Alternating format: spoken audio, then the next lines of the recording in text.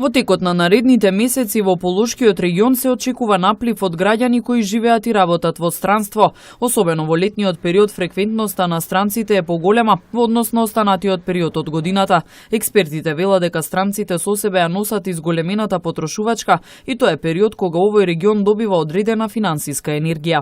Не секогаш овие трошења на нашите странци придонесуваат да се зголемува благосостојбата, иако многумина ја чекаме тој период кога ќе дојдат тие, бидејќи навистина се прават сунети, свадби, се зголемува потрошувачката во регионот и што дава една финансиска енергија која што веројатно ќе трае 3, 4, 5 години. Иако потрошувачката се зголемува, сепак според професор доктор Мирољуб Шукаров, тоа не секогаш влијае позитивно и на општата благосостојба. Локалните финансиски приливи помагаат во креирањето на економска раздвиженост, но не на долгорочен план. Она што е еден феномен кој што го забораваме доста често е што овој дел од парите се заработени некаде на страна.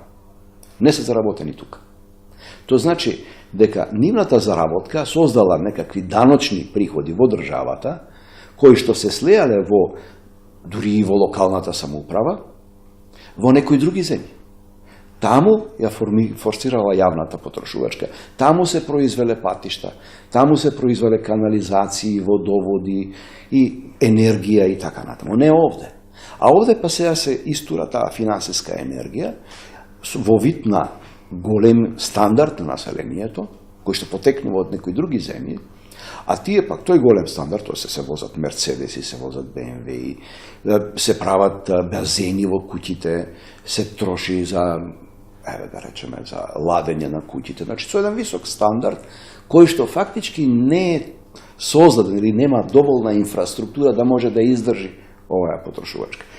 Значи, дури и оваа енергија не мора да биде секогаш да дава позитивни резултати. Според експертите, на економската состојба влија и политичката криза во земјава, што доведува до несигурност кај бизнисмените при инвестирањето.